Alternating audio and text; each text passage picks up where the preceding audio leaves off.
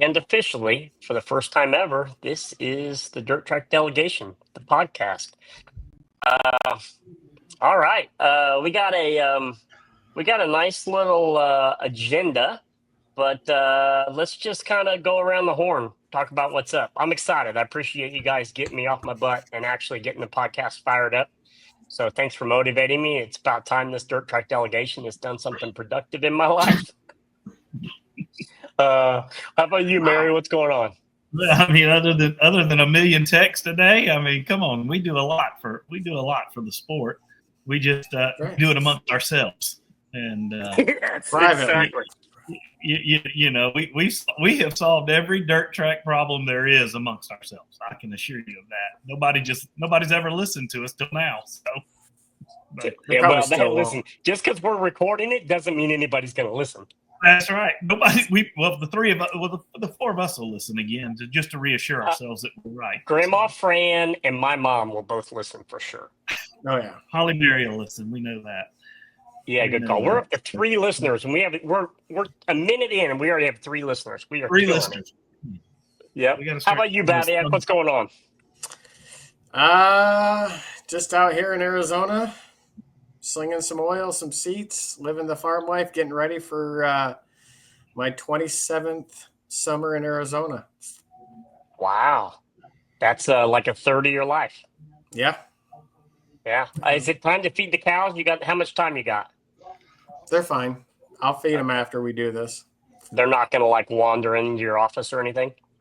No, I moved them the pasture across the driveway to the west because I just reseeded the one to the east where they normally are. So, God, are the little ones big enough they can't squeeze through the thing anymore? Yes, they are all 1-year-old, but the issue is the 3 moms are all pregnant, so I will have new little ones here fairly, I would assume within the next 2 to 4 weeks. So I'll have a new batch of little ones. Have you figured out a way to make these guys turn a profit yet, or are they still just a cost center? Still cost center, yeah. I just got to decide which way I want to go. Am I doing longhorns? Am I doing cows? Am I doing both? I don't really know. I'm just spending money now and rolling with it. So you just described the last 25 years of racetrack engineering. There you go. Tell Carl what's up, buddy. What? I was going to say I'm on track to be you. This is normal. The 3 of us talking and Kelly can't get a word in edgewise. Oh, it's okay. I'm just Go ahead, Car. Hanging out at home, recovering from 28,341 days on the road. We're Flow Racing Night in America and then SCDRA too. So a couple of days off has been nice, and get back to work tomorrow. Nice. How I thought you were going to say 23,000 birthday texts. Happy birthday, belated birthday, by the way. Slightly belated, yeah. Thank you. 28's been good to me, so 29 should be equally. Yeah, touche. Right. Copy on that. Yeah, exactly what Babyak said. So the agenda says who's drinking what, but we're all sober at the moment. That's probably a good idea until we get this thing off the ground, at least. We might have to do a live show from the PDC. How badass would that be? That would be very cool. I think we should. Yeah. Oh, except Greg Berry won't be there. Greg again, though. Can we do it? Can we do it from the Hall of Fame? I still got to figure that out with NASCAR, but yes. Yeah, we'll figure it out. All right, hot topics. KC, you're first on the list. What do you want to talk about first, man? What's your biggest, hottest topic right now? Well, not going away a little bit from dirt track stuff, obviously, just racing in general. I've seen a lot of people talking about North Wilkesboro and should it get a cup date, and I think it very much is. It's a fantastic crowd. It's great racing. All the racers are advocating for it. I think it would be a boost for NASCAR to figure out a way to make that happen, whether they add the 33rd date or whatever it is, or if they maybe I saw something about Dale Jr. said something about maybe if they combined and did like a mishmash of the the Bush Clash and All-Star Race together and made that one event rather than having a separate event like that, then that would open up a date to be able to do that. So, Yeah, I don't know what like from a contractual standpoint, the number of races and each broadcast partner's got so many races. I don't know how that works. If they add a points race, where does that slot in? This was the final race on Fox last week, right? right. Yeah. I think you're probably just seeing Polar Race from another SM track. That's probably the case. Yeah. Yeah. I think either way, there was a lot of momentum to it. I heard a lot, like I said, a lot of Cup drivers, and there's not a lot of those guys that have a whole lot of push and say so in the sport right now. But when Dale Jr. says something about it, it seems to end up happening somehow. Well, I mean, look, Junior's the whole reason that thing got revived, right? I mean, it went from an iRacing scan to a reality. I mean, obviously he's got Marcus Smith's here, and Marcus has got a really good relationship, Steve Swift and that team, with the whole NASCAR guys. So yeah, I mean, it makes sense. Honestly, I wasn't that impressed. I watched it last night just to kind of catch up. I couldn't get it to load when I was in Cambodia, but I wasn't really impressed. I don't like the fact that once they get spread out, they couldn't really. I mean, Bell couldn't get by Logano until he kind of had to move him a little bit. And I mean, 2 weeks removed or a week removed from Kansas where they're running 4 wide. Like, to me, that's a stellar race. The Jeff Luck poll says 84% say the All-Star race was a good race. I mean, 84%, the people have spoken. Whether or not that's influenced by emotion, I don't know. I mean, did you watch it, Mary Babyak? I didn't watch the whole thing, but I mean, you're talking about. I mean, that's short track racing. I mean, let's look at with Bowman Gray and all that. It's seems like they're making a turn back towards that way. Maybe I don't want to say steering away from the super speedways, but given those short tracks, a bit of a little bit more love, and that's when you got to get to the inside, and if you want to get around somebody, chances are you got to put a bumper into them and move them. Yeah. Well, and like they said, too, this was a shorter race. If they go back to a 400 lapper, the tires should wear off and you should get some more strategy and that sort of thing. So, what do you think, Mary? What's that, Kelly? I said encumbrers and goers as the tires fall off, that kind of thing. Yeah. Yeah. I mean, I thought it was okay. I mean, there was definitely up front side-by-side stuff, and even when you fall back some, you try to make the pass and you couldn't complete it. You fall back and then they could catch back up. Like I said, I mean, you were going to have to force your way through there. But, I mean, I think Seabell did a good job of forcing his way through there, not wrecking anybody. And, I think there's a difference between those two things as far as, getting to where you're going and you get there instead of just making yourself get there as far as moving the guy and putting him in the wall somewhere. Anybody can do that. But, if you can do it without wrecking them, and, I mean, Joey still finished second. So, he was whining a little bit about it, but, he because he didn't finish first. He did the same exact thing. Yeah, I mean, I don't know, what his problem was. He was doing. I mean, he was trying to block him as much as he could. He just got he got outdrove. I mean, let's just put it out there. I mean, Bell got him. I mean, he just got him. So.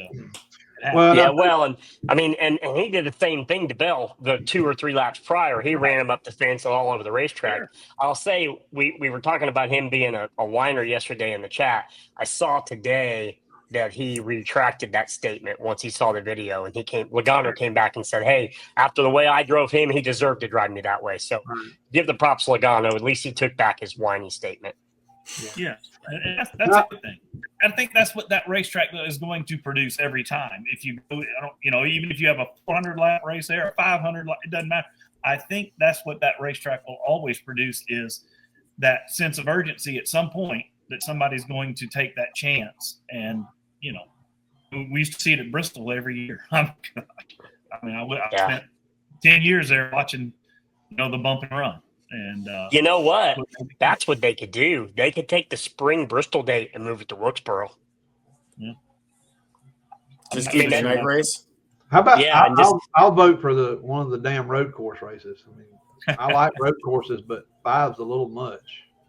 Hey, racetrack engineering, the road courses are our bailiwick. Don't Yeah, I was take gonna those say, away from me. I know. might have to pick all up over some Dave's races. With, pocketbook. yeah, I might pick up some races with Southern Thunder. Hey, That's right. There we go. but Junior made a good point too. That they aren't on a short track package that anybody likes either. The car that they have right now either. So Yeah, maybe once they finally, if they ever hit that target and figure out how to give them a short track package that's worthy of the drivers that they have, it could even improve that racing even more.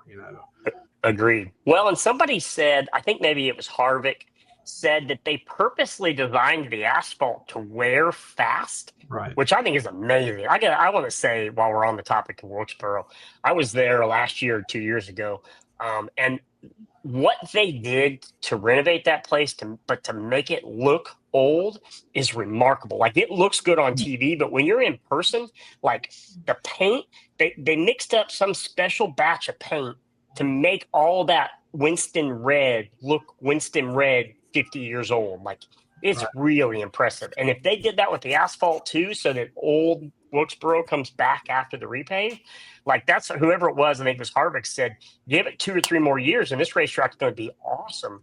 So, I mean, to your point, I think you, especially you start running a full field as opposed to 22 cars, that would change too. You'd be in traffic. Yep. Yeah, good call. Hey, while we're on NASCAR, Babyak, do you want to whine about your hot topic? No. I mean, I'll voice my opinion. Yeah, the Hall of Fame elections. What do you want to call it? Not nominations, but yeah, it was announced today with Harry Gant and Kurt Busch. My boy Randy LaJoie did not make it on the first ballot, so unfortunate. But I guess he was down there. I'm not sure how they do that, but I text Tammy from the shop and she said, "Yeah, bummer, they're down there." So I'm not sure if they do that live, or I haven't talked with Randy. He's actually been pretty sick here recently, so he's been down pretty hard under the weather and stuff like that. So I really had a couple of text messages, but I haven't talked to him. But yeah, sounds like they got out of the house today and probably down somewhere. And I guess maybe they unveil and announce that live and everything like that. I'm not really sure. So, but yeah, Randy didn't make it first ballot. Let's hope for year 2. Who was he up against? Oh my God. There was there's 15 people in the class that they vote for. Yeah. And I don't have the list. So you should tell me to prepare this stuff, and then I can. I can tell you who it was. I have them all. The fact that Kurt Busch. Kelly's going to be the guy with all the details. Yeah, Mary and I, me and you, we're just going to talk. Yeah, so it was Greg Biffle, Neil Bonnet, Tim Brewer, Jeff Burton, Randy Dorton, Jake Elder, Ray Hendrick, who got elected, Harry Hyde, Randy LaJoie, Banjo Matthews, Larry Phillips, Jack Sprague, and Bob Wellborn. The fact that Kurt Busch got in ahead of Neil Bonnet, or Harry Hyde, or Suitcase Jake Elder, or Banjo Matthews, who literally, revolutionized race car chassis at the Cup and or at that NASCAR level, is just unreal to me. Unreal. Yeah. Well, I guess at least he's in good company, Babyak. Yeah. There we go. We'll take that. Hey, just being nominated is pretty cool, but now we just got to. There you go. I think, we got top 75. Now we got to get that nomination to reality. People forget. I don't know the criteria. I don't know the criteria they use enough. I mean, did they just throw the names out there and then just let them vote? And because I mean, I know Kurt has 30 wins, maybe a little more than 30 wins in Cup. He did win a championship. I think he won Daytona as well. I mean, but is 30 wins on the Cup side, is that enough now? Do your speeding tickets and arrest records count as negative points, or does that matter? Phoenix, baby. Sorry, just kidding. 34 Cup wins in 776 starts. 2017 Daytona 500. Top 10 times, and one of NASCAR 75 greatest drivers. That is Kurt Busch. Kurt, yeah. 23 years in the sport. So, Do they? I think they break it up into categories, right? Like there's a There's two driver categories. category and a mechanic category. So No. Randy's only up There's against just the two. other drivers, right? No, there's two categories. There's just two? modern era and whatever. I don't remember exactly how. Old guys. It's New, modern, young guys and old guys. Yeah, that's essentially it. Modern era and whatever the other one is. Got it. I am, I'm like a mile and a half straight up the train tracks from that Hall of Fame. I've never been. I need to go. We need to do a DTD week here in Charlotte, and we'll go up there. I'm in. Yeah, with all these trips we keep planning, we're gonna have to start prioritizing. Mary, what's your hot topic? You want to talk about the cost of racing, local racing, which kind of all goes together, or the next generation? The cost of racing has been discussed probably enough. Racers have to stop it. I mean, that's the only way it's going to stop is if the racers themselves stop, or if race tech steps in. I mean, I don't. Kelly would have to help, more here on the technical side of that. I mean, engine's an engine. It's going to cost this X amount of dollars, and as long as it costs that, and people are buying it. I mean, and then the car itself. I mean, those are the two biggest expenses outside of tires to get into that. And so I mean, those three things drive the cost of the sport, and I just don't know how you're going to turn back the clock on any of the three. There's only so many. There's only so many engine builders. There's only so many tire companies, as we know, and there's only so many chassis manufacturers. That basically, we're down to two. I mean, the guys are really picking from these days, and other people are trying to get in the game. I get that. I probably worry more about they all three kind of go together. The cost of the sport, the local racing, be able to survive. I mean, I can attest to this in the South. Super late model racing in the South is gone as far as weekly show or even bi-weekly shows. You only get super late models if it's a touring series really coming in, or if somebody wants to go out on a limb and just try to run one or something. But it's super late models basically gone down here in our neck of the woods. So I guess I worry more about how do we keep the next generation, the generation below us. How do we get that generation involved into the sport that we love? Because if we can't get that generation, we're living in the last generation of it at this point. So, we got some young studs in NASCAR, that's for sure. In the pavement side of things, and there's some young kids in dirt racing. But man, how many young kids do you see at the dirt track? Kelly's there a lot. I mean, Kelly, I mean, just 20 to 30-year-olds even do you see there? I mean, I don't want to go to the 10-year-old, the 15, because they're there because mom and dad made them come. But, the 20 to 30-year-olds who actually have the choice to make, that's the crowd we've got to figure out how to get involved in this sport. So, do you have any demographics, Babyak, on like the Wild West Shootout or Kelcar? Are there any demographics on do we have any data that kind of tells us where we are? No, I mean, just in terms of viewer, we just have, front gate, back gate, and then Flow Racing numbers. I'm not sure if Flow can break that down based on, who has the account and everything. But then again, we also figure, it's 2.5 viewers per Flow account as well. So. Oh yeah, that makes sense. But we don't know demographic info. You don't have anything like that, or do they talk about demographic info at the promoter workshops, Kelcar? A little bit. We don't get into numbers more than just the fact that we need to be capturing that audience, like what Greg said. Yeah. And I think a lot of that is. I certainly don't know all the answers by any means, but I think some of the answers to that is we've got to make it appeal to them more through things like technology, that device they're holding in their hand, making it interactive for them. Something that they're gonna want to be involved with. Other thing is the length of the show. Their attention span is significantly less than anyone else that dealt with in previous decades. So I think all of those things. I'm a big advocate, as you guys know, of the front wheel drive racing because of that tuner aspect. I think we have an opportunity to maybe capture some kids and bring them in through that route because they can recognize that car. They know that that's a Honda Civic or an Acura Integra, or they can at least recognize that.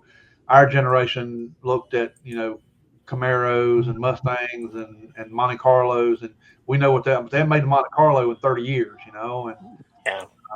So we got to have something that they can connect with, I think, starting with our cars, starting with the technology. And I know, the larger series are certainly working towards that. I know a lot of racetracks, My Race Pass is a fantastic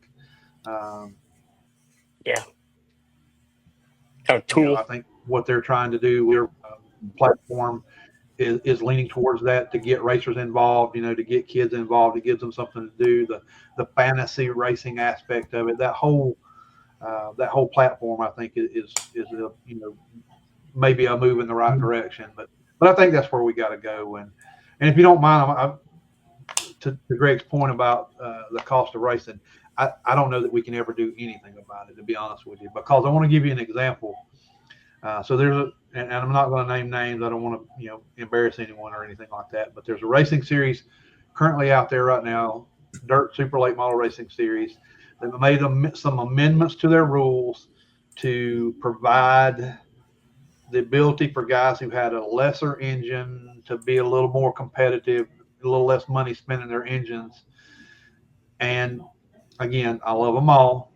But in typical racer fashion, there's also a racer out there who races that series who has gone out and paid $50,000 for engines specifically built to, I don't want to say circumvent that rule, but to take advantage of that rule. And I'm not saying they're doing anything wrong. I'm just saying a wise man once told me, if you give a racer $1 million, he's going to spend $1 million. They're going to spend. I think they're going to spend the same amount of money no matter what we do. They're going to spend what they have. Period. Yeah, I agree. And as long as there's unlimited budgets, you're going to drive. We saw that with crate racing within 2 years. Yeah, 2 years. We I was going to ask about crate racing. Where is motors and doing that? What's the cost? Like, when crate racing started, it was $6,000 for a motor plus the parts and pieces or whatever. And a super motor's what, 50, 60 grand. Right. So you're talking about a tenth of the cost just for the motor. The car and the other parts are still the same. But where is it now? 604. I think that most recent that just came out, they're around $11,000 for just a bare 604, and you're looking at another $4,000 for a carburetor, and another probably 5 to 6 to outfit it with, belts and pulleys and all the stuff that you have to have. And then, if you do you're going to put a $3,000 or $4,000 transmission on the back of it.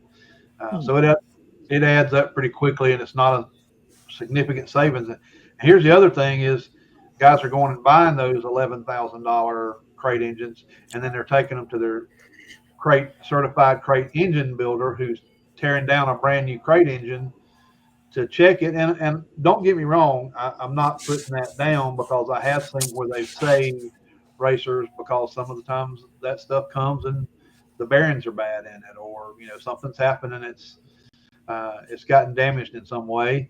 And they've saved those guys at least blowing that engine, early on in the deal. But they're turning around and paying them guys, $6 to $10,000 to rebuild and reseal that thing, blueprint. And I start to wonder, okay, what are we doing here? But like Greg said, it doesn't matter. Everything that we do ends up. It just creeps more and more and more. And again, I don't want to feel like I'm blaming racers, but I've said this a few times in different times. Is I don't know of a single race promoter that ever asked to have a wide bore engine in their vehicle. That came from racers. You know, it always does, right? It always comes from the competitor. Yeah, unfortunately, a lot of times they're their own worst enemies, and I'm an example of that. I owned race cars and I helped with race cars, and I'm sure one of the first 10 or 12 teams around this region anyway that had, remote canister gas shocks on his crate car. Yeah. And now that I look back at that and I see how ridiculous that was for us to do that. Now granted, I will say I had 22 shocks in the trailer when we were on oil shocks that was set up with different springs, and I only had maybe 6 the other way, but that was a choice that I made to you could still do the same thing with 4 shocks. You just have to change your spring. Those extra shocks I had were just a convenience to make it easier and a time. Yeah. But you could do the same thing with the same amount of shocks. So, yeah, I'll shut up because I don't want to take up all the time. But I think that we got the only way we're going to get better is just to keep finding ways to put people in the seats and try to get these guys more money in their pocket, to make that balance a little better. What they spend as to what they get in return. It's not lost on me that we're the only sport that the competitors pay to be involved in the sport. So that's actually, there's 2 directions we could go with this.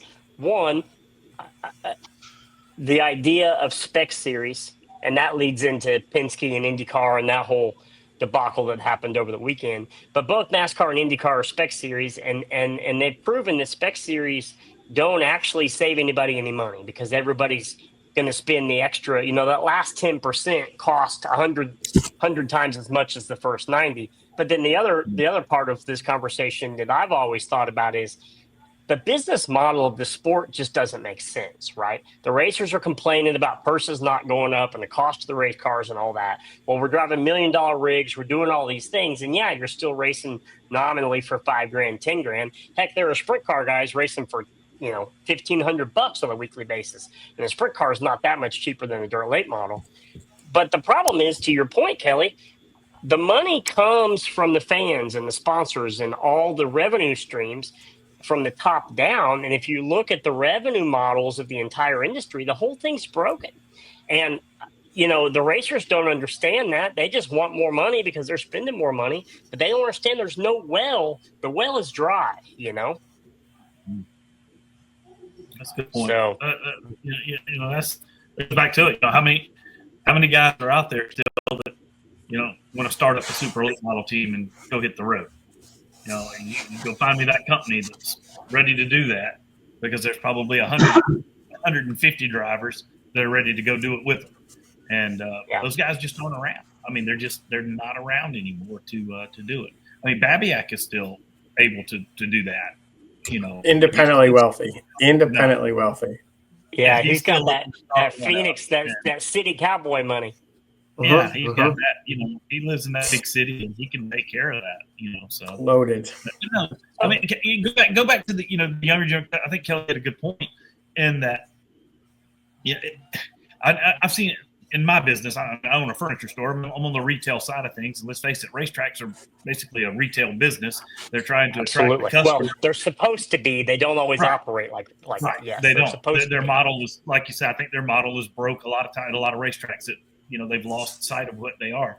Their retail business is providing customer service, and one of the things that has boosted our business, especially over the last 5 years, is we brought my niece in to work with us.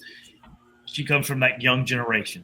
She is social media guru, and it has driven. She does a good job. Those videos are cool. She does a great job. She does a great job. She really does. But it has driven, and I think racetracks need to embrace that end of, 28, 15-year-old, 16-year-old kid can do you a great job, and he's not going to, or she's not going to charge you a whole bunch of money to do, because they enjoy it. they like to get on there and see how many likes do I have, how many clicks did I get. They love that end of seeing. She comes in every morning. Hey, did y'all see my latest post? We got 250 hits in 10 minutes, and she loves to tell us that. I don't know what any of it means. I'm too old to know, but that is where they drive from, and I think it would be a smart investment for any racetrack to start hiring one or either two kids to do this for them. I say kids, young people, how about that? To do this for them, because I think they really know how to do this thing. They know how to do it. That's really smart. It's funny. You guys know my buddy Joe Graff. He bought Bethel Motor Speedway up in upstate New York several years ago. And I was up there helping him install a timing and scoring system. And at the time, his daughter was like 7 or 8 years old, right?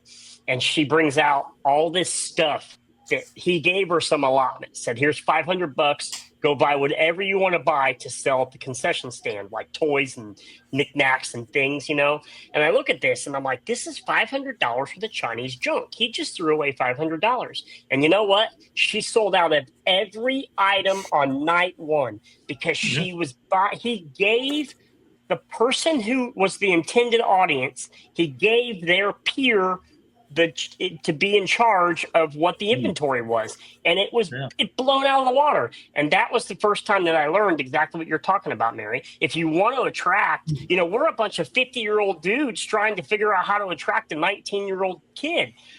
Whoa! Come on now. Only you would go there, Jason. Yeah, only exactly, you would. Hashtag blame Babyak. Yeah. And by the way, we made it 32 minutes before we got to blame Babyak. So I'm actually disappointed in that. We probably need to start this thing over.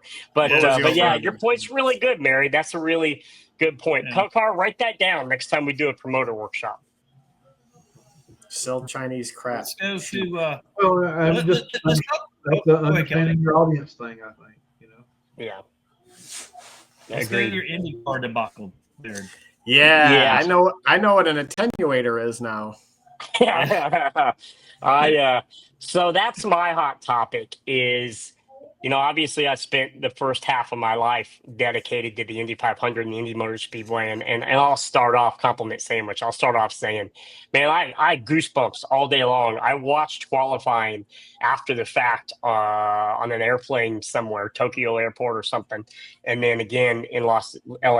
And I was crying. It was so emotional, right? Like that bump day, pole qualifying to Indy is like the most emotional, like those drivers. Like I'll never forget the great Brian Clausen, right? Like he's akin to kind of what Kyle Larson is now as far as brilliance. He was amazing at Indy and he hit the wall. And then the next time they showed him, you look in his eyes and I saw him scared for the first time ever. Not necessarily scared, but definitely had trepidation, right? It's so intense. And so kudos, like talk about trying to get fans. That thing should have 300,000 people at the racetrack. There should be more viewers for pole day than there are for some of these road course races that go green to checker in 75 minutes, remarkable. But having said that, what do y'all think? I have opinions, but I want to stay I got to be somewhat reserved because of my history. Penske, we talked about it. He owns the racetrack. He owns the race series. He owns the engine company, and he owns the winningest team in the series. At what point is that okay, or is it not okay? Conflict of interest. Horribly. Let's face it. If it was somebody else, if it wasn't a Penske car, are the results different? Does anybody get DQ'd, or do they all just they all have to go to the trunk? Obviously we can all have our opinions here, but. Well, I don't know. Like I said, reverse racism. Is it reverse? Did Cindric pull out of line trying to stop a scandal, right? Because technically only the 2 car got penalized. That, from what I understand, Penske pulled the 12 out of line. But they were trying to change that rear section out on the track. I'm like, no, to the point where you can't do anything but adjust your wing and tire pressure, and they're disassembling the back of the car. Like, hey, nobody look over here. I guess. Like I said, it's all very confusing to me. So, I look at it a couple of different ways. Listen, I'm not sure IndyCar and not so much as the Indianapolis Motor Speedway, but I'm not sure the IndyCar series exists if Roger Penske doesn't save it when he did. And nobody else was stepping up to save that thing. And I mean, to a point, I mean, the same was true, sort of. I mean, I don't think the George family was lacking anything, but they wanted a way, I believe. They wanted a way out, obviously. So he stood in the gap there, and he thought so much of the racetrack and cared so much about it that he spent his money to make sure that it still existed. So,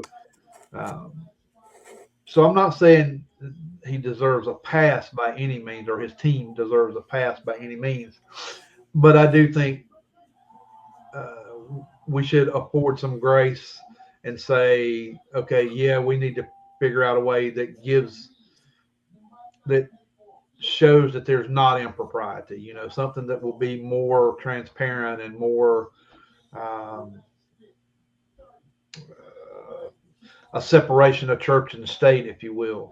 Well, that's been proposed, right? There's been people saying, hey, bring a third party in. In fact, I've had some behind the scenes conversations with some industry officials about creating the entity to become that third party, which I really think is a great idea. And the people I'm having the conversations with are fully capable to do that. But yeah, I mean, what's the solution, right? And side note, and Mary, you got to get your turn, but you're absolutely right, Kelcar. I mean, he all but saved the IndyCar series. It is not a profitable business model, and you kind of have to keep the Indy 500 and the IndyCar series linked together because the Indy 500 is the only thing keeping the IndyCar series afloat, right? Like it's hugely successful, and the IndyCar series is a tread water at best scenario, right? What's your thoughts, Mary? What do you think, buddy? I'm on the racer end of this. We'll go back to that. We're our own worst enemies.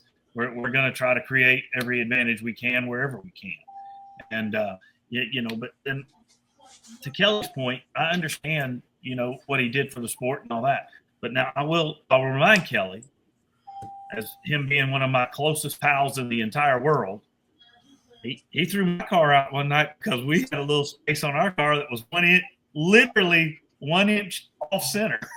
And it was supposed to be in the center. My friendship didn't matter to him at that point. He said, if I let you get away with it, I got to let them all do it. And he's sitting right there. He'll tell you right now, it did not make 1 inch of difference that we won how we won that race where it was. It did not matter.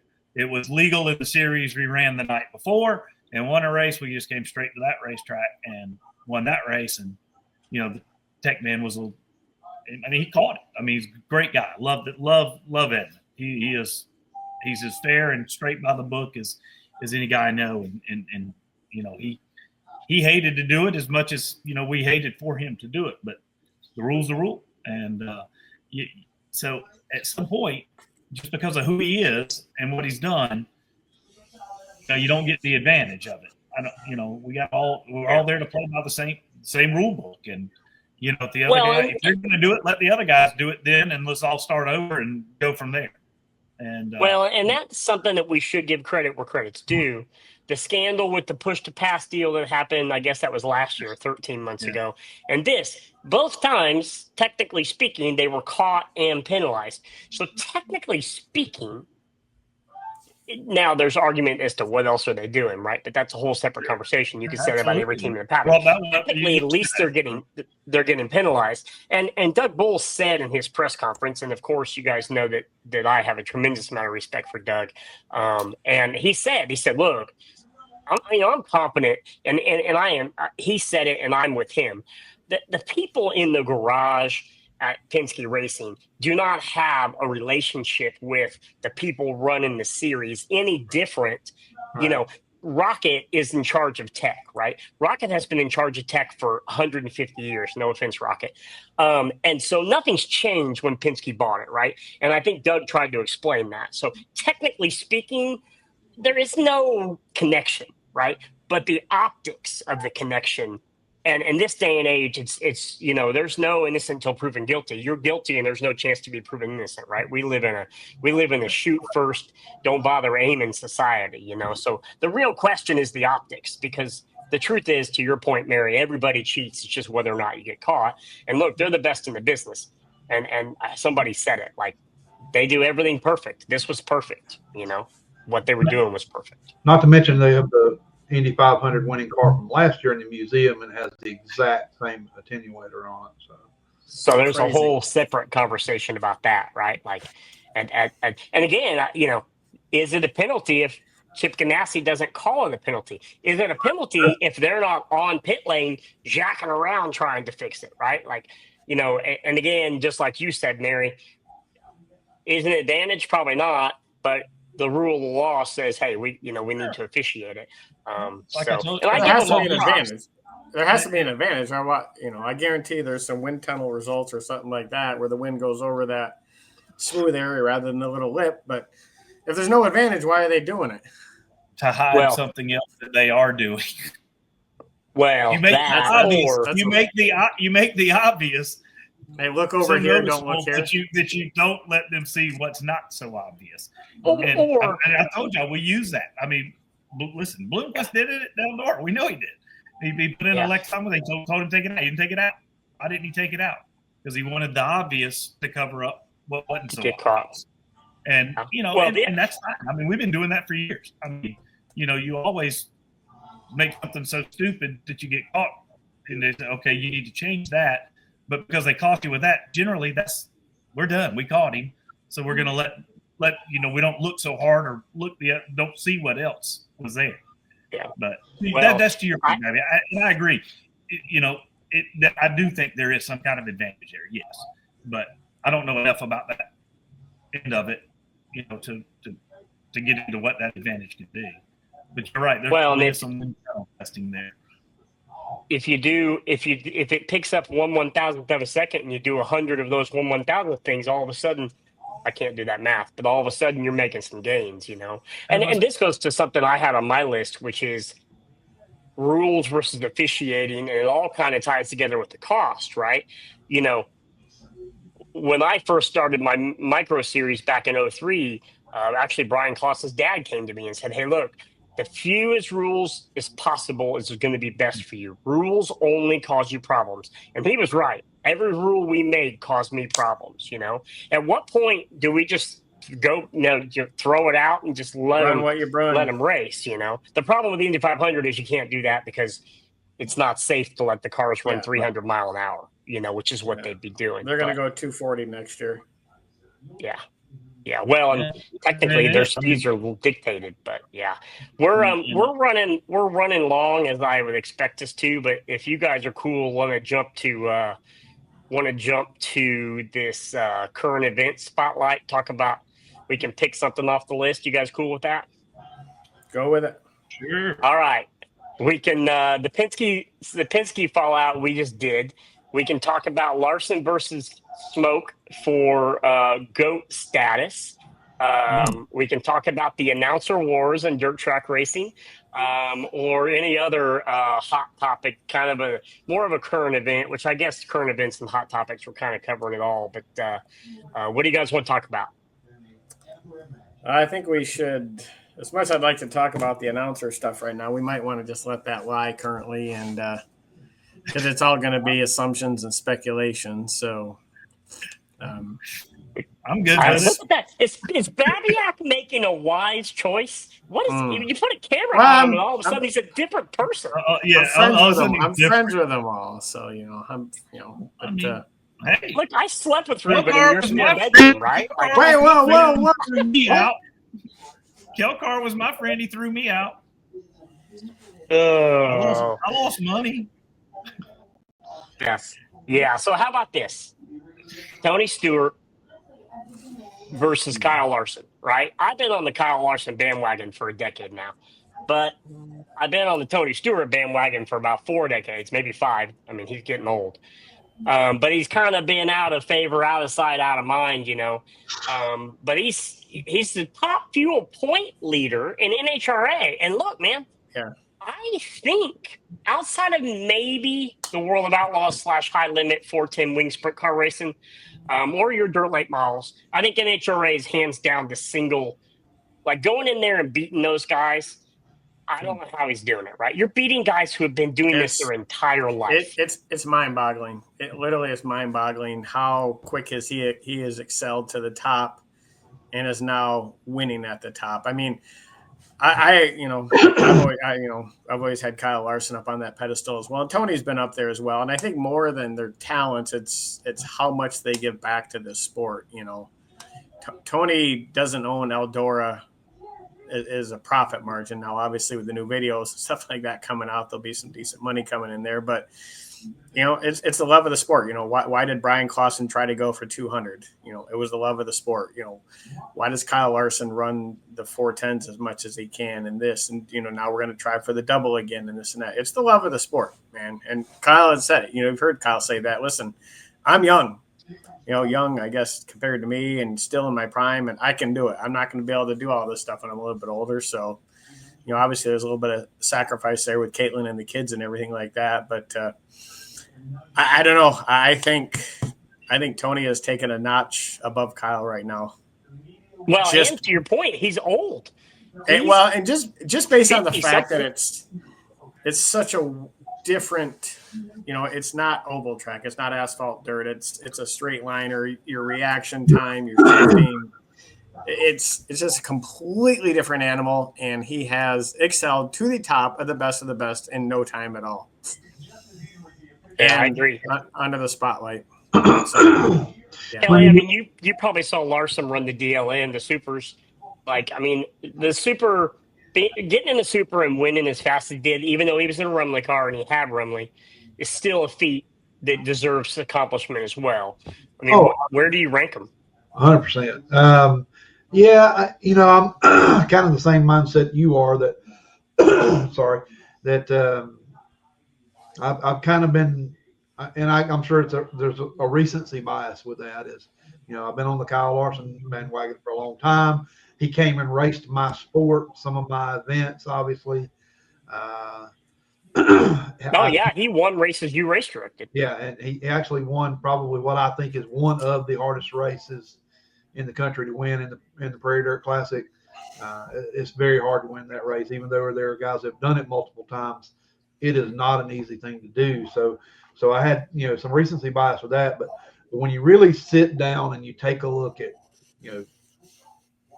Kyle's dabbling into the IndyCar stuff, and he's pretty good at it, and he's obviously shown some promise with that. But Tony Stewart won a freaking championship in an IndyCar, okay?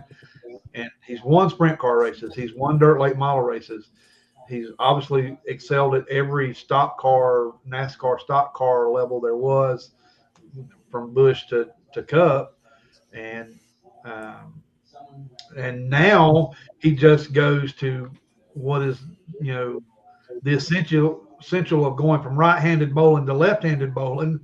Yeah. And a complete different game. Obviously, reaction time is one of the most important things that there is, and I'm sure he has those skills from racing, but you just don't drop a guy into that and have them excel as quickly as he has done it. You just don't. So he's definitely a savant, and right now, I think it goes Tony, Kyle, AJ. That's kind of where I'm at right now with greatest of all time.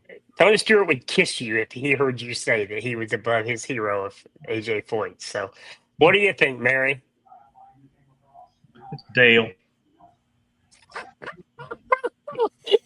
Yeah, I forgot where you're from. Yeah. No, man, I'm listening. Raise hell, praise Dale. That's it.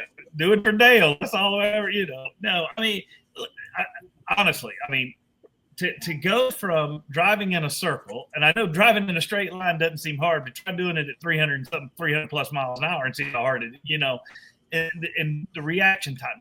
It's like you said, it is amazing that he puts your right. eyes in your back of your head, right? Like it's not just that. It's not comprehensible. Dale Jr. talked about driving that truck at Talladega and how it like and he was running half as fast as Stewart with half as fast as an acceleration.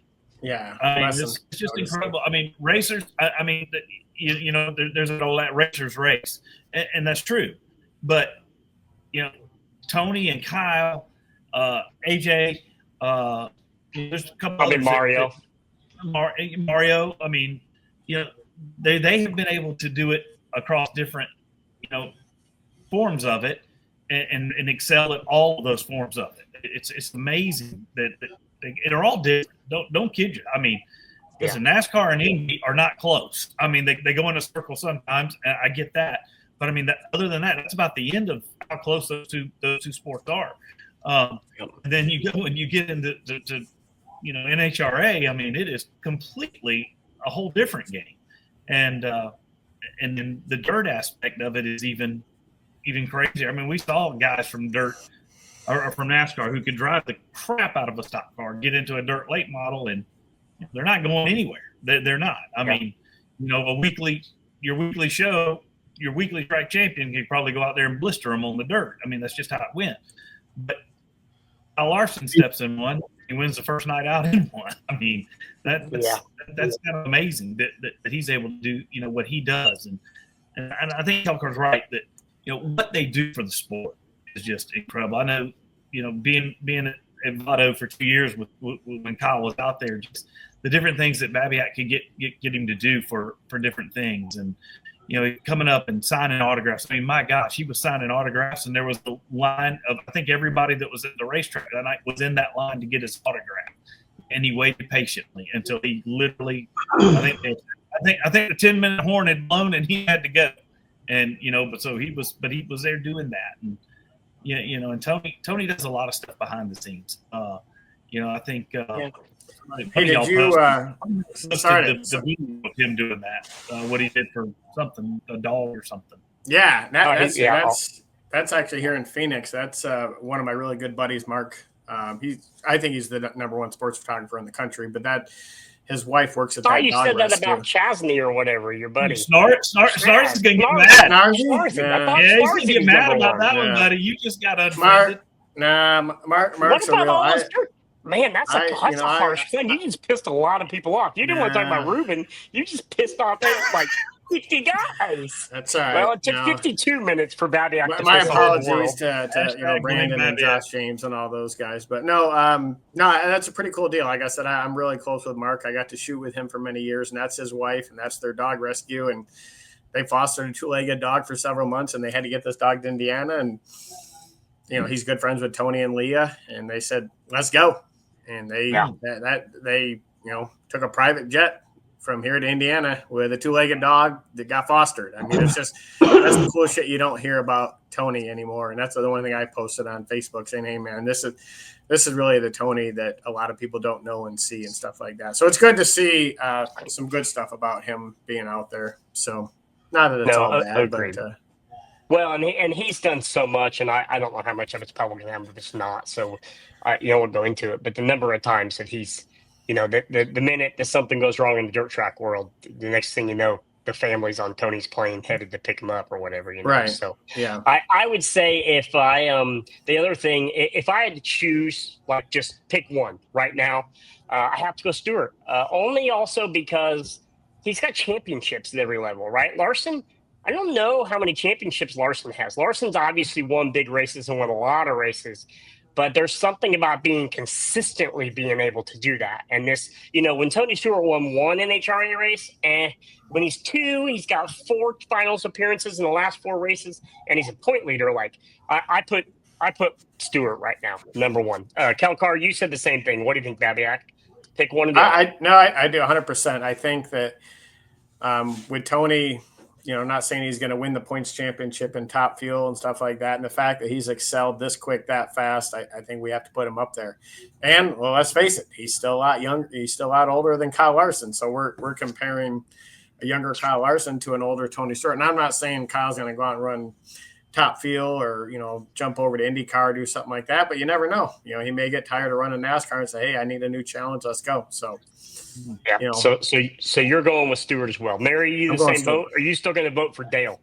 Oh, of course. But no, I mean, if you're making that comparison, I think,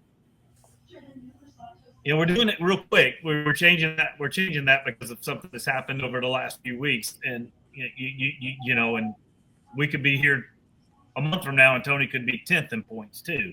And he not making. God, they're both so good. Hey, you're on the fence. Kyle's done it. I'm from the dirt side. You know that. I live and breathe the dirt end of the industry. So, but for Tony, it is I think the age thing still is you got to factor that in there too. That he's still able to do it at the age. It's like Dale McDowell. McDowell turned 59 this past weekend, and he won a race against some of the young kids. Well, in Stewart's defense, he's got a hot young wife, so that kind of gives him a little. That's what it is. He's learning through osmosis. That's why he's picking it up so fast. Now, I would probably say Tony. and then Kyle. Really? I probably would. Okay. Yeah. No offense to Kyle, because I really like the guy. He is. Same.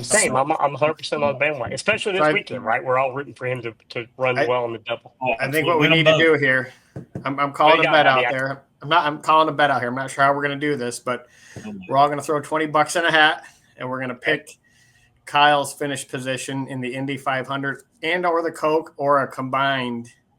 Let's do finish. Both. Oh yeah, combine them, and then whoever gets closest. Whoever gets closest will split the $80. So we'll have to we'll come up with a number and then say, okay, and then send it out or something like that.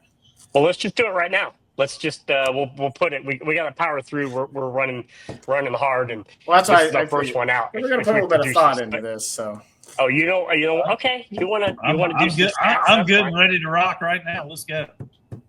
Yeah. All right. Maybe go first. You go first, Larry. 10 for the early race, 1 for the late race. He's going so 11 total, but 10 for the early race and 1 for the late 10 for race. Indy, 1 for Charlotte. Kelcar?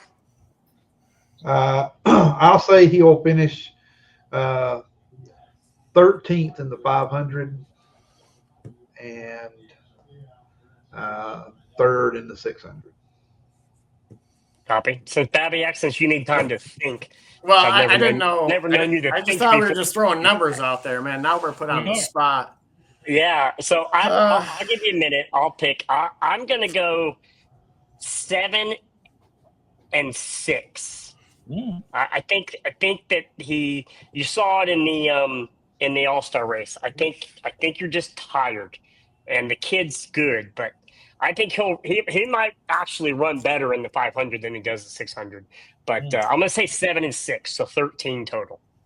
You got to go now, Babyak. I'm going to go 5 and 4. I'm going single digits. 9. Wow. But I also think it's going to be really tough to get because, let's face it, he's going to have to tag the 600, but there's going to be enough time to make it up. Dave, I haven't even seen what's the weather like in Indy on Saturday. I don't even know. I don't know. Okay. So I'm hoping. I mean, he ran up front last year, and until he, proverbial stepped on his dick and got that speeding penalty on pit road. It would have been a completely different finish for the race for him. And then obviously, no result for the 600. But I don't know. Like I said, I got my Hendrick Cars hat on. Compliments of the hauler driver for Hendrick Motorsports, Mr. Lance Scott. So thank you, Lance. I saw that. I'm going to go 5 and 4. I'm going single digits. All right. $20. We'll document those. $20 each. I still owe you for the falls draw, so I'll just tack that on there. Everybody does. I have my hey, Babyak, I have on my be the best you hat. Compliments of you have one of these hats. I know. You've got Mary. You've got one of these hats. You could be wearing it. All right. It is sitting out. It is sitting on my dresser at home. I left it there this morning. All right. Well, quit your bitching. Bitch about something else. You sound like Babyak now. I'm a little disappointed Babyak hadn't run his mouth more. Babyak. Yeah. Let's do one more bet. Over under how many pace laps will the pace truck get at Vado? Which race? Full laps, however they come, whether it's a half a lap or whether it's. Wait, are you talking 2026 or what? We can, we're not going to do 2025. I mean, we already know how many we got there. It was pace truck enter in turn 2, exit off turn 3. No comment. Let me know what that number is so I can put my bet in. No shit. Yeah. Kelly's gonna win that. We can't. Babyak or Kelly's in charge of that, so that's rigged. I can't. Hey, we'll take an extra one. Here's my bet to you. Radio. Here's my bet to you. Just take the extra laps. Test his friendship. I mean, he's a pretty nice guy. What's he going to do? He's just going to scream at you on the receiver. Yellow. There's where you're not using your brain, because I don't have to do anything. I can just call Kearns and say the pace truck's taking extra laps. And you know what? The pace truck will be parked for the rest of the Look, I'm already in his phone as effing Dusick. He can't get more mad at me. Hey, I'm still Jason NDRL in his. Yeah, so. Copy. Hey, let's. He doesn't even have my number saved, so I'm good. That's probably good. He only calls me when something's broke, when he needs something. He's like a pretty girl. He only calls me when he needs something. Yeah. All right. So I think this was a DDGPT idea, but I kind of liked it. It's best performance of the week, and it can be a manufacturer, it can be a driver, it can be a race series, it can be an event, it could be a TV broadcast. Just what's the best thing that happened this week in our sport? I'll go first, hands down, without a doubt, Indy 500 Sunday qualifying. I thought the Fox broadcast team did pretty good, except for that one guy who kept saying Daytona 500. You got to get those guys out of the booth. But otherwise, hands down, I think that the Sunday of Indy qualifying is one of the greatest days of the year. So that's my best performance of the week. We need to get this sponsored. How about Schaefer Oil hot something of the week? Okay, I'll talk with Don. Okay. All right. Anybody else got any good best performance of the week? I think you can't just spring that on us. We got to be able to prepare for this stuff. But I think that how do you not get excited for Saturday? You're the kid that studied for tests in high school, aren't you? It's the best day of the year, Saturday. Monaco, Indy, Charlotte. Let's go. That's on Sunday, buddy. On Sunday, just so you know. Yeah. It's a good thing. It's a good thing you're pretty. Man, we need to show a picture of you with your stud. We need to pop that up on here. I'll figure that out. I don't know how to do that, but I'm going to figure that out. We'll have to embed that. No. It's already on the that's internet. bullshit, because you send out these pictures, you're like looking all good. What about this one? I'm like, no, you got to find something horrible. I don't have any bad pictures of me. Oh, please. Control your image. Kearns. Yeah, I need to stop talking right now before somebody finds a really good one. Calcar, Mary, you got anything from this week? Anything that you thought was? Oh, you didn't answer the question, Babyak. He did. I'm just going the whole Sunday. I'm going the whole Sunday deal. Okay, I don't know that you can predict the future with this, but whatever. If that's what you want to go with, the Indy gets all the love, which is fine. But it's a good day with Monaco and hopefully Kyle can make it. Let's go. Yeah, it'd be cool. I know I am working the Coke 600 this weekend, so I will add that to my feather and my cap along with my 25 Indies. From the I've been to racetrack Monaco. or I'm just going to have to work Monaco. What's that? From the racetrack or remote? From the racetrack. I mean, the remote's like down the street, but I'm going to do it at the racetrack. Yeah. I'd rather be at the remote, but yeah. Nice. All right, Kelcar, Mary, you got anything big that happened this weekend? How'd Luke do? Yeah, I'm not to hit on a sad note for anything, but oh yeah,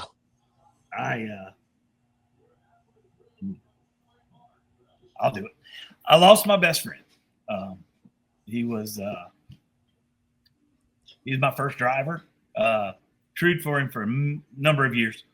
And then went to sponsoring his race car, and I think the best thing that happened is his wife called me and asked me to do a eulogy at his funeral, and I think there's no better way to honor one of your best pals than to be able to do that for them, and to have that honor. No, me too. No, you're good. We know what it meant to you. We know it's been a hard week for you. So it has. But Casey found a good picture. On a different note, I will say this. I touched on this earlier because I think it's awesome that these two guys, Jimmy Owens and Bill McDowell, went in this weekend. I mean, I grew up watching those two guys. I mean, they're from down here in my neck. You know, they raced a lot close to me, and we got to see them a lot. And those two guys still winning is good for the sport. It's good for the sport. We love you, buddy, and thanks for reminding us of what's really important. Speaking of which, when I die, you guys aren't allowed to talk at my funeral. Oh, yes, we are. I'm going to take your phone and send a text afterwards and tell everybody thanks for coming. You know what the rule is, right?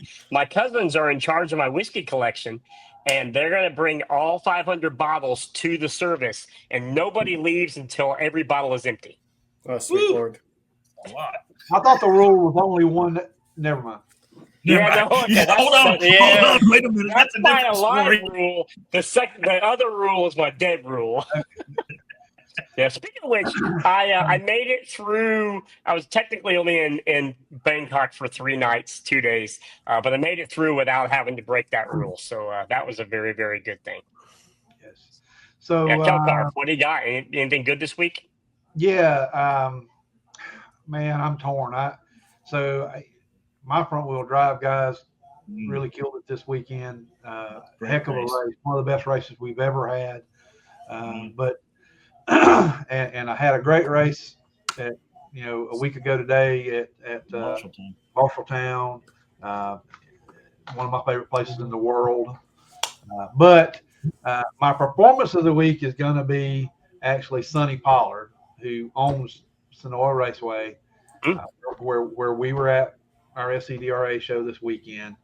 Bubba called me Saturday morning, and he said, "Hey, man, it's rained. It's still raining. We've rained out like 3 or 4 weeks in a row. I'll do whatever you want to do. You just tell me what you want to do." And of course, I told him I really wanted to try to race because we had a lot of guys from a long way away, and then Bubba let me know that he's not going to be there, and his sister's not going to be there, and all some of the major players weren't going to be there anyway. But his dad was going to be there, Sonny, and I will say that Sonny spent a few $100s in fuel and man hours and got that racetrack as good as anybody could have ever expected it to be, given the amount of rain that came down. And man, we just had a fantastic show.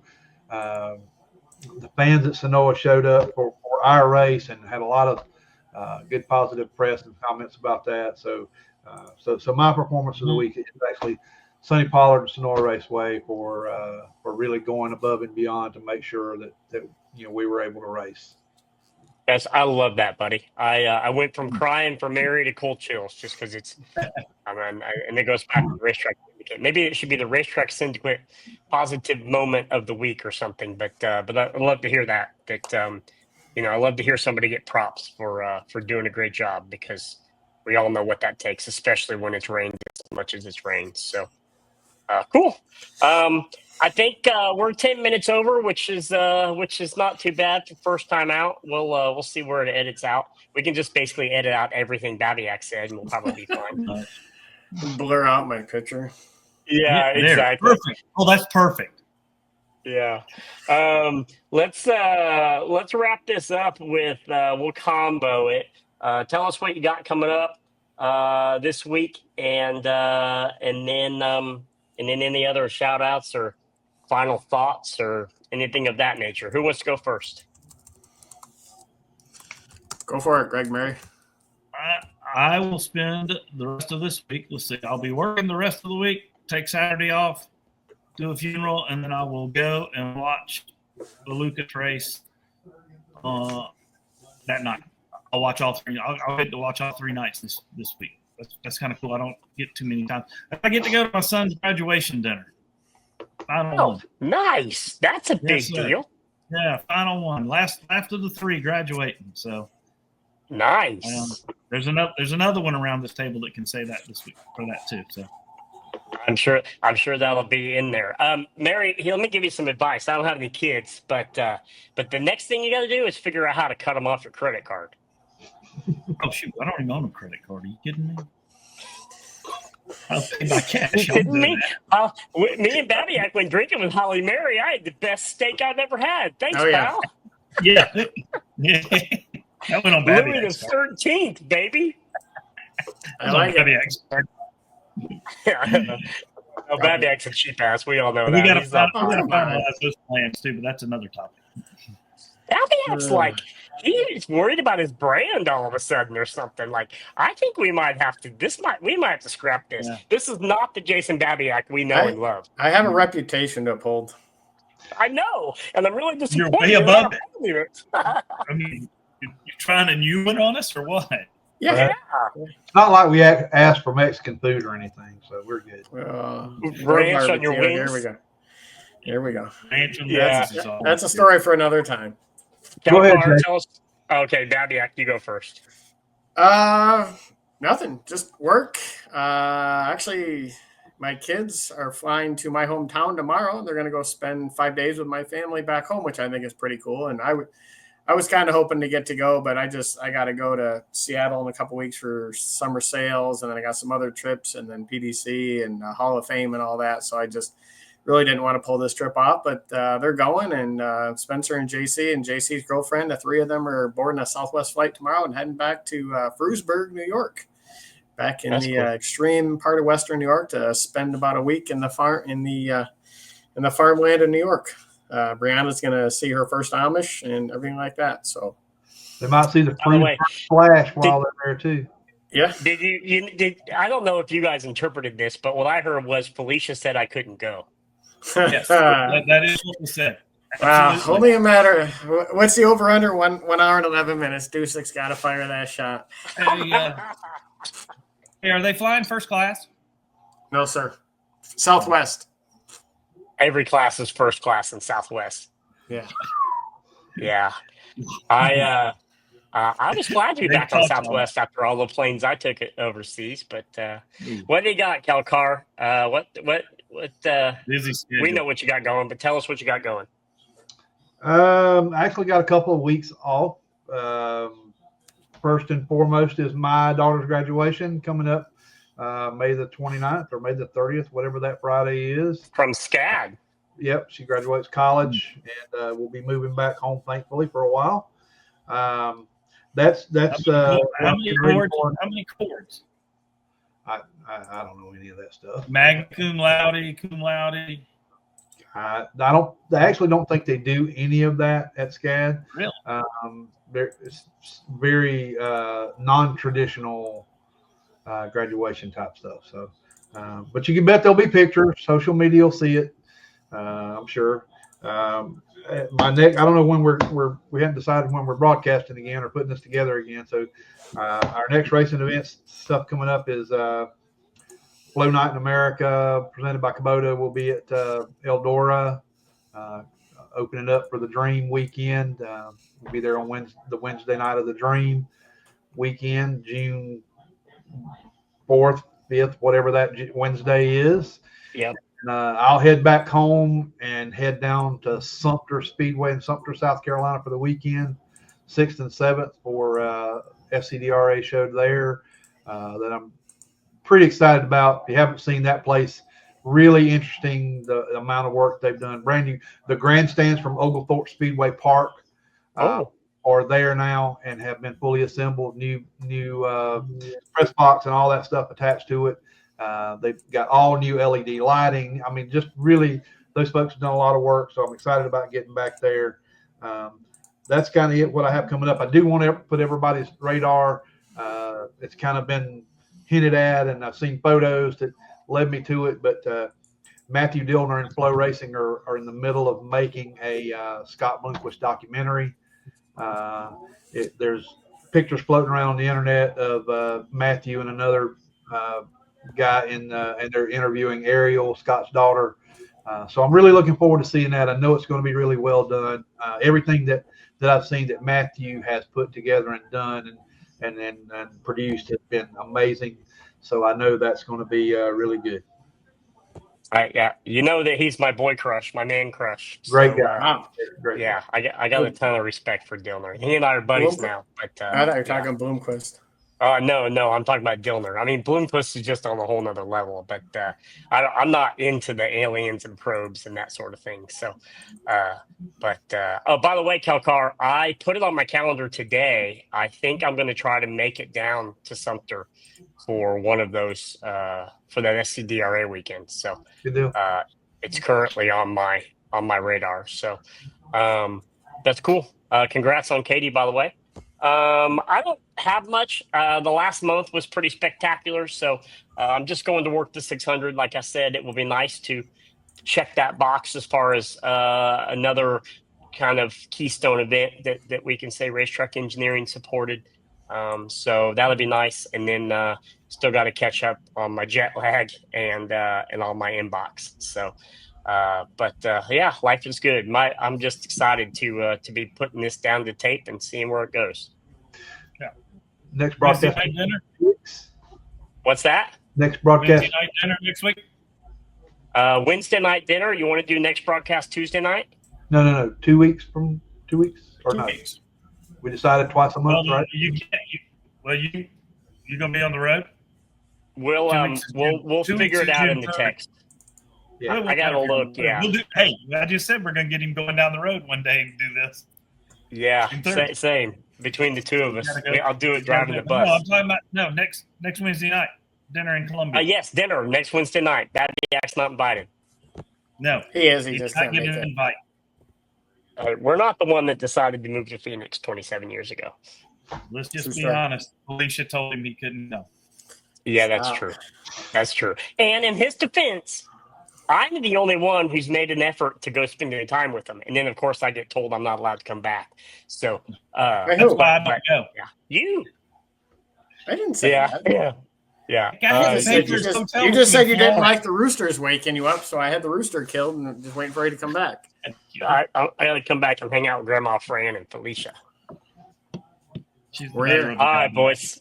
I don't know if this is going to be any good or not, but I got some AI programming to go through and see if it can pull anything of value of it. But if nothing else, I just like the fact that we get on here and chat with each other for a week. Like we said, I think we got 3 guaranteed listeners, so that'll get us somewhere. Up to 7. Andy. We're up to 7-3. I'm not sure all of them rewatch it. You guys didn't even So- catch the name. You guys didn't even catch the name change, so I did that so smoothly. I did. I just called it out. All right. We got to find some outro. This is like that call when you're on the phone with your mom and you're like, just hang up, mom. All right. All I right, appreciate boys. you, boys. I suppose All right. that's it for now. We'll catch you all later. See ya.